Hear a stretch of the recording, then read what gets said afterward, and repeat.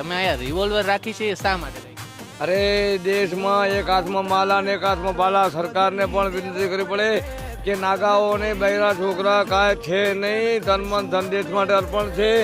એમને શસ્ત્ર આપો અને શાસ્ત્ર આપો તો જ્ઞાનીઓ જ્ઞાનીઓ દેશનું રક્ષણ કરશે, સંસારીઓ દેશનું રક્ષણ કરશે, કે ઘરનું ધ્યાન રાખશે. એટલે જે આ નાગા ફોજ ચાલી રહી છે એને સરકારને વિનંતી કે એને જેમ મિલિટરી ટ્રેનિંગ છે એમ નાગા સાધુઓને શસ્ત્રધારી અને અસ્ત્રધારી અને બંનેની અંદર આ લોકોને સાથ સહકારનો સહયોગ આવે. ઓમ નમો નારાયણ, જય ગિરનારી. કેટલા સમયથી આ બંદૂક રાખી? અરે हम तो जन्म से आज ने खून हमारा बाप दादा राजाओं था. राजा ने बहन बेटी धर्म का रक्षण किया है. जिसका मस्तक कट गया धर्म और ये धड़ लड़ रहा था आदि अनादि वही ये तन मन धन देश के लिए अर्पित किया है. और आज भी जब जब ये देश को जरूरत पड़े तब हम तन